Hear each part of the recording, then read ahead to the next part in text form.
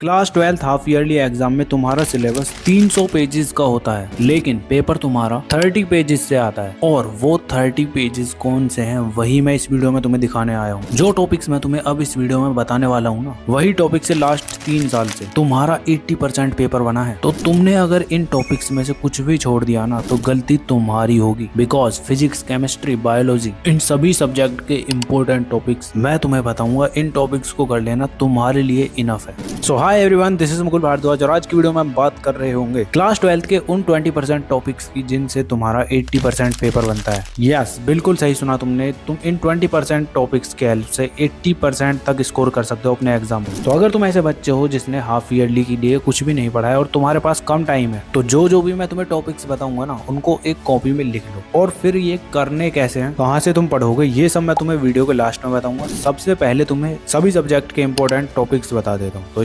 Starting करते हैं physics से। तो इसके अंदर तुम्हारा फर्स्ट चैप्टर है इलेक्ट्रिक चार्ज एंड फील्ड्स। वैसे तो इसमें बहुत सारे टॉपिक्स हैं, लेकिन तुम्हें बस ये 2 टॉपिक करने हैं। फर्स्ट टॉपिक तुम्हारा होने वाला है फील्ड लाइंस, मतलब इलेक्ट्रिक फील्ड लाइंस, ठीक है। एंड सेकंड टॉपिक तुम्हारा होने वाला है गाउस लॉ और इसके एप्लीकेशन। बस बिकॉज इसी के अंदर से तुम्हारे सबसे ज्यादा डेरिवेशन पूछे जाते हैं। मेजॉरिटी क्वेश्चन तुम्हें यहीं से मिलेंगे जो डेरिवेशन से रिलेटेड है, ठीक है। इसके बाद तुम्हारा सेकंड चैप्टर है इलेक्ट्रोस्टैटिक पोटेंशियल एंड कैपेसिटेंस। इसके अंदर भी तुम्हारे बहुत सारे टॉपिक्स हैं, लेकिन तुम्हें ये 2 टॉपिक्स ही करने हैं। फर्स्ट टॉपिक है तुम्हारा इक्विपोटेंशियल सरफेस, जो कि तुम्हारा बहुत ज्यादा इंपॉर्टेंट है, ठीक है। और सेकंड है एनर्जी स्टोर्ड इन कैपेसिटर्स। और हाँ, इसके अंदर तुम्हारी वो लॉन्ग डेरिवेशन होती है, उसको तुम स्किप कर सकते हो, उसको मत करना। बस फॉर्मूले को अच्छे से याद कर लेना, ठीक है। तो फिजिक्स के अंदर इस चैप्टर में तुम्हें ये ही 2 टॉपिक करने थे, ठीक है। इसके बाद आता है तुम्हारा थर्ड चैप्टर करंट इलेक्ट्रिसिटी, जिसके अंदर तुम फर्स्ट टॉपिक करोगे ओम्स लॉ, ठीक है। ये तुम्हारा बहुत ज्यादा इंपॉर्टेंट है, ये तो तुम्हें बेसिकली पता भी होगा, ठीक है। सेकंड करोगे तुम किरचॉफ्स रूल्स। इसको तो तुम्हें गलती से भी स्किप नहीं कर देना, इससे तुम्हारे न्यूमेरिकल या फिर डायरेक्ट डेफिनेशन डायरेक्ट एग्जाम में पूछी जाएगी, ठीक है। तो अच्छे से करना। इसके बाद तुम्हारा थर्ड टॉपिक है इसके अंदर सीरीज एंड पैरेलल कॉम्बिनेशन। अब इसके अंदर तुम मीटर ब्रिज को स्किप कर सकते हो, वैसे तो छोटा टॉपिक ही है, तुम देख लेना। तो करंट इलेक्ट्रिसिटी के अंदर तुम्हें ये 3 टॉपिक्स ही करने हैं। अब आता है तुम्हारा fourth chapter moving charges and magnetism. तो यार इसके अंदर तुम्हें फर्स्ट टॉपिक करना है magnetic field line by wire या फिर लूप। इस डेरिवेशन को अच्छे से तैयार कर लेना, क्योंकि ये तुम्हारी डायरेक्ट एग्जाम में पूछी जा सकती है, ठीक है। साथ के साथ तुम सबसे इंपॉर्टेंट एम्पियर्स लॉ को एकदम पक्का कर रहे होगे, ये तुम्हारा बहुत ज्यादा इंपॉर्टेंट है, ठीक है। उसके साथ साथ तुम्हारा लॉरेंज फोर्स, इसको बस कंसेप्चुअल तुम्हें याद करना है, ज्यादा कुछ इसके लिए मत करना, ठीक है। तो इस चैप्टर में भी तुम्हें यही 3 टॉपिक्स करने हैं। इसके बाद आता है तुम्हारा next chapter magnetism and matter.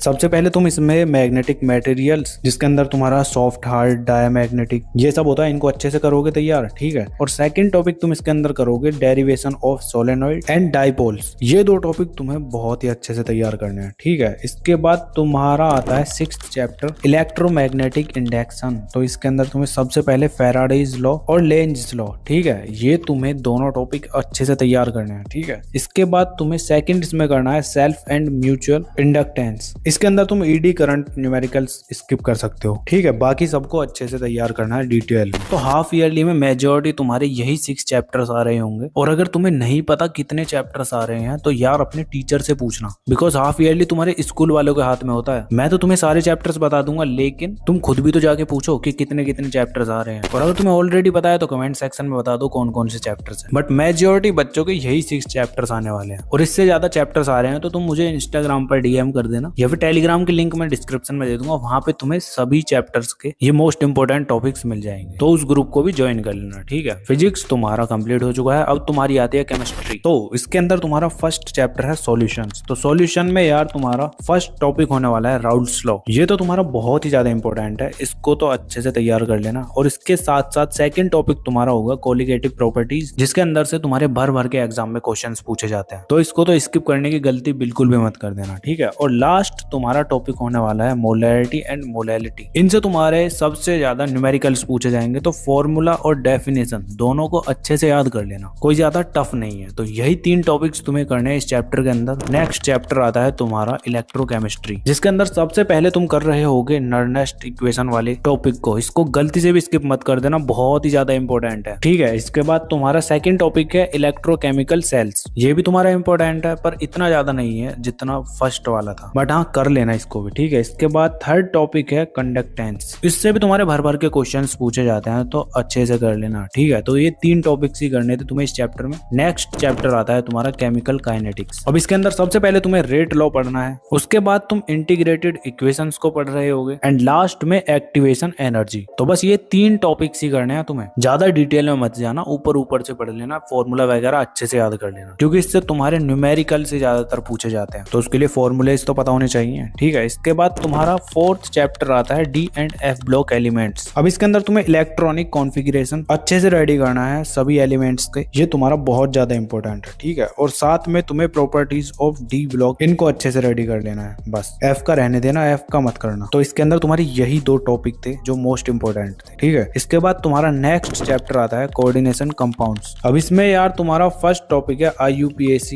Nomenclature. इससे तुम्हारे डायरेक्ट क्वेश्चंस पूछे जाते हैं, या तो तुम्हें पूरा कंपाउंड दे देंगे, उससे पूछेंगे कि इसका नाम क्या है, या फिर नेम दे देंगे, उससे पूछेंगे कि ये कंपाउंड कौन सा है, उसका तुम्हें फॉर्मूला लिखना है, बस यही करना है। सिंपल सिंपल क्वेश्चंस आते हैं, तो इसको अच्छे से तैयार कर लेना। इसके बाद आता है तुम्हारा नेक्स्ट आइसोमेरिज्म, जो कि बहुत ही ज्यादा इंपॉर्टेंट है ये भी, इससे भी तुम्हारे क्वेश्चंस भर भर के पूछे जाते हैं, ठीक है। थर्ड टॉपिक है तुम्हारा लिगेंड फील्ड बेसिक्स। टॉपिक तुम्हारा थोड़ा कॉम्प्लेक्स होगा, लेकिन एक बार समझ गए ना तो बहुत ही मजा आएगा तुम्हें, तुम्हारे क्वेश्चंस इजीली बन जाएंगे। तो बस केमिस्ट्री के अंदर तुम्हारे यही चैप्टर्स आएंगे। अब इस सब्जेक्ट के लिए भी तुम्हारा वही सेम रूल अप्लाई होता है, टीचर से पूछ लेना पहले कौन कौन से चैप्टर आ रहे हैं। कभी पता चला तुम्हारे चैप्टर कोई और आ रहे हैं और तुम इस वीडियो को देख के इन टॉपिक्स को करके एग्जाम में चले गए और वहां जाके देखा तो कोई और ही पेपर है, ठीक है। तो इस गलती से बचने के लिए अपने दोस्तों से पूछ लेना, या फिर कोई टॉपर वगैरह हो उससे पूछ लेना, क्योंकि स्कूल वाले होते हैं भांग के नशे करके पेपर बनाते हैं। वैसे कोई दिक्कत नहीं है, यही चैप्टर्स आएंगे मेजॉरिटी बच्चों के। तो अब तुम्हारी केमिस्ट्री कंप्लीट। इसके बाद आता है नेक्स्ट सब्जेक्ट तुम्हारा मैथ्स। अगर तुम बायो वाले हो तो इस पार्ट को स्किप कर देना, ठीक है, आगे चले जाओ। मैथ्स में यार तुम्हारा फर्स्ट चैप्टर है रिलेशन एंड फंक्शन। इसके अंदर तुम्हें रिफ्लेक्सिव, सिमेट्रिक एंड ट्रांजिटिव, इन तीनों को अच्छे से तैयार कर लेना, इनकी डेफिनेशन वगैरह क्या क्या चीजें इनके अंदर होती हैं सब, ठीक। और फंक्शन के अंदर तुम्हें 1 एंड ऑन टू फंक्शन गलती से भी स्किप नहीं करना है, बस ये 2 टॉपिक्स कर लो, तुम्हारा इस चैप्टर के लिए इनफ है, ठीक है। ऐसे ही अब तुम्हारा दूसरा चैप्टर आता है इनवर्स ट्रिग्नोमेट्री फंक्शन। अब वैसे तो ये तुम्हारा पूरा चैप्टर ही इजी है, लेकिन तुम्हें टॉपिक्स चाहिए ना, तो सबसे पहले तुम डोमेन एंड रेंज को अच्छे से करोगे, और साथ में सेकंड टॉपिक में तुम ग्राफ्स को अच्छे से कर लेना। बस यही 2 टॉपिक करने हैं तुम्हें इसके अंदर, ठीक है। अब तुम्हारा नेक्स्ट चैप्टर आता है जो कि बहुत ईजी है, मैट्रिक्स या मैट्रिसेस बोल लो। अब इसके अंदर भी यार तुम्हारा वैसे तो पूरा चैप्टर ईजी है, लेकिन 2 टॉपिक तुम्हें अच्छे से करने हैं। फर्स्ट है तुम्हारा ऑपरेशन एंड ट्रांसपोज, इनको अच्छे से करना है, और सेकंड है तुम्हारा लीनियर इक्वेशंस। इससे तो तुम्हारे एग्जाम में डायरेक्ट क्वेश्चंस पूछे जाएंगे, जो तुम प्रैक्टिस करके जाओगे वही आएंगे, ठीक है। तो बहुत ही इजी चैप्टर है, कर लेना। इसके बाद आता है तुम्हारा नेक्स्ट चैप्टर, इससे भी हलवा चैप्टर, डिटर्मिनेंट्स। अब इसमें भी इंपॉर्टेंट बताने की जरूरत है, चलो बता देता हूँ। ये 2 टॉपिक्स कर लेना। एक तो तुम्हें करना है माइनर्स एंड कोफैक्टर्स, ठीक है, और सेकंड करना है तुम्हें एडजॉइंट्स एंड इनवर्स, इन पर अच्छे से ध्यान देना, ठीक है। इसके बाद तुम्हारा नेक्स्ट चैप्टर आता है कंटिन्यूटी एंड डिफरेंशियबिलिटी। अब ये भी तुम्हारा इंपॉर्टेंट चैप्टर है, जिसके अंदर तुम सबसे पहला टॉपिक करोगे चेन रूल, और सेकंड टॉपिक कर रहे होगे तुम डेरिवेटिव ऑफ इनवर्स ट्रिग्नोमेट्री। ये 2 टॉपिक्स इसके अंदर बहुत ज्यादा इंपॉर्टेंट है। अब इसके बाद तुम्हारा लास्ट चैप्टर है एप्लीकेशन ऑफ डेरिवेटिव्स, जिसमें यार फर्स्ट टॉपिक तुम कर रहे होगे मोनोटोनिसिटी, और सेकंड टॉपिक तुम कर रहे होगे मैक्सिमा एंड मिनिमा। बहुत ही ज्यादा इजी टॉपिक है, इसको अच्छे से कर लेना, बस इतना ही करना है तुम्हें, मैथ्स के लिए यही इनफ है। अब तुम्हारा नेक्स्ट सब्जेक्ट आता है बायोलॉजी। तो इसके अंदर तुम्हारा फर्स्ट चैप्टर आता है sexual reproduction in flowering plants. तो इसमें यार तुम्हारे ये सबसे ज्यादा इंपॉर्टेंट टॉपिक्स हैं, इनको स्किप करने की गलती मत कर देना, ठीक है। इसके बाद तुम्हारा सेकंड चैप्टर आता है ह्यूमन रिप्रोडक्शन। इसके अंदर भी यार तुम्हारे ये इंपॉर्टेंट टॉपिक्स होने वाले हैं, इनको भी अच्छे से तैयार कर लेना, ठीक है। थर्ड चैप्टर आता है तुम्हारा रिप्रोडक्टिव हेल्थ। इसके अंदर भी तुम इन इंपॉर्टेंट टॉपिक्स को कर रहे होगे, ठीक है। इसके बाद तुम्हारा फोर्थ चैप्टर आता है प्रिंसिपल ऑफ इनहेरेंस एंड वेरिएशंस। इसके अंदर भी यार तुम इन इंपॉर्टेंट टॉपिक्स को कर रहे होगे। एंड फिफ्थ चैप्टर तुम्हारा आता है मॉलिक्यूलर बेसिस इनहेरेंस। इसके अंदर भी यार तुम्हें यही इंपॉर्टेंट टॉपिक्स करने हैं बस। एंड लास्ट चैप्टर आता है तुम्हारा एवोल्यूशन, जिसके अंदर तुम्हारे ये टॉपिक्स होने वाले हैं, यही इंपॉर्टेंट है बस। तो बायोलॉजी के लिए तुम्हें बस यही टॉपिक्स करने हैं और यही चैप्टर्स थे। अब तुम्हें इन टॉपिक्स को करना कैसे है,